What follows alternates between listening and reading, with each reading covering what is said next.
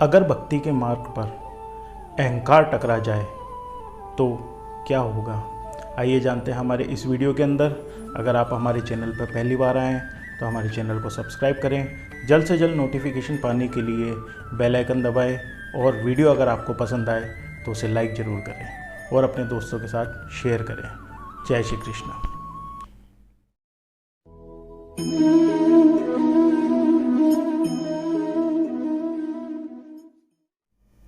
जय श्री कृष्ण।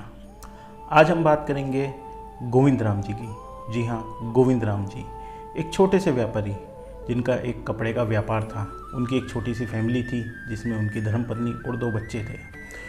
गोविंद राम जी की कपड़े की मिल हुआ करती थी जिसके अंदर वह बड़ी मेहनत और लगन से काम किया करते थे।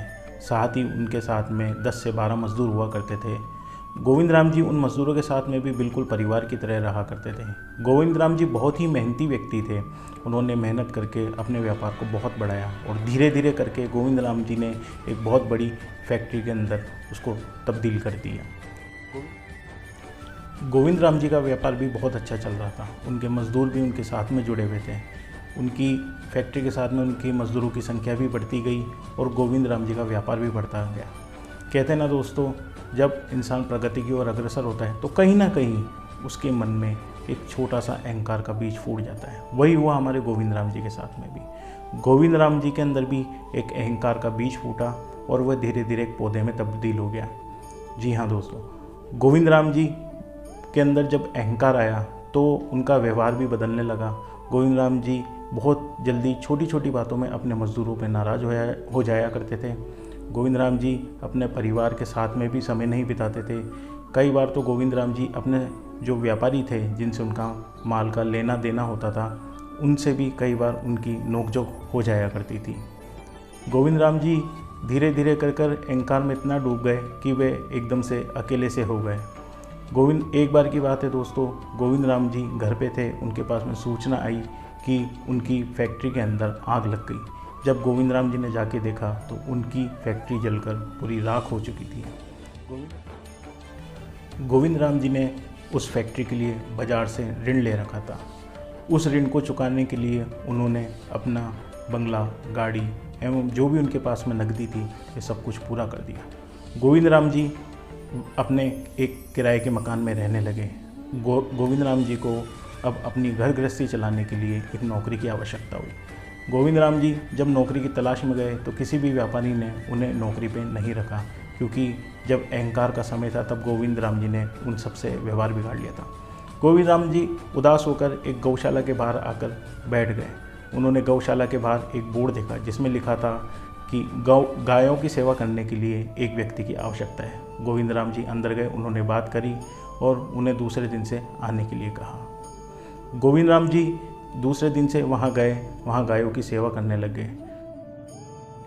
गोविंद राम जी को धीरे धीरे गायों की सेवा करना अच्छा लगने लगा। जब गोविंद राम जी गायों की सेवा करते थे तो उनके मन में पश्चाताप होता था पिछले समय को सोचकर। वे सोचते थे कि मैं उस समय के अंदर भक्ति मार्ग से भी विचलित हुआ, साथ ही कई लोगों के साथ में दुर्व्यवहार भी किया। एक बार गोविंद राम जी गायों की सेवा करके आराम करने चले गए। वह सो रहे थे, तभी उन्हें एक स्वप्न आया। स्वप्न में उन्होंने देखा कि भगवान श्री कृष्ण उनके सामने खड़े हैं। भगवान श्री कृष्ण ने कहा कि हे पुत्र, तुम्हें अपनी गलती का पश्चाताप हुआ है, साथ ही तुम्हारे मन में जो अहंकार की भावना थी वह भी खत्म हो चुकी है। अब तुम पुनः वापस अपने भक्ति मार्ग पर आ गए हो, इसलिए कल तुम्हें एक नया मार्गदर्शन मिलेगा, तुम उस ओर जाना। गोविंद राम जी एकदम से उड़ जाते हैं और खुश होकर घर चले जाते हैं।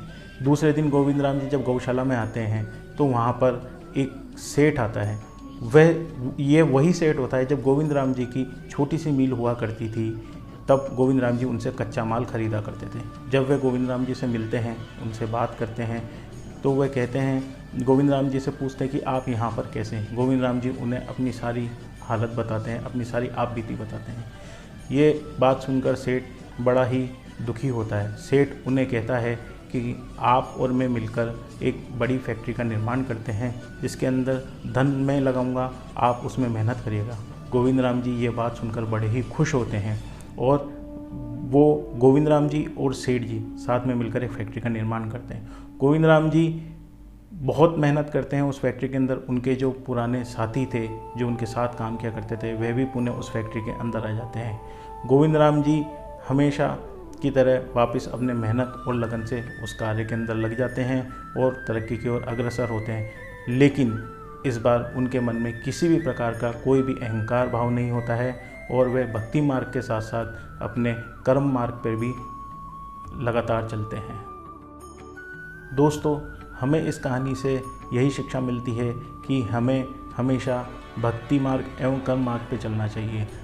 हमें कभी भी अहंकार मार्ग पे नहीं जाना चाहिए। हमारे मन में कभी भी अहंकार नहीं लाना चाहिए, क्योंकि अगर हमारे मन में अहंकार आ जाता है तो वह सब कुछ नष्ट कर देता है। अगर आपको मेरी ये कहानी अच्छी लगी हो तो प्लीज़ इसे लाइक करें और मेरे चैनल को सब्सक्राइब करें और अपने दोस्तों के साथ शेयर करें।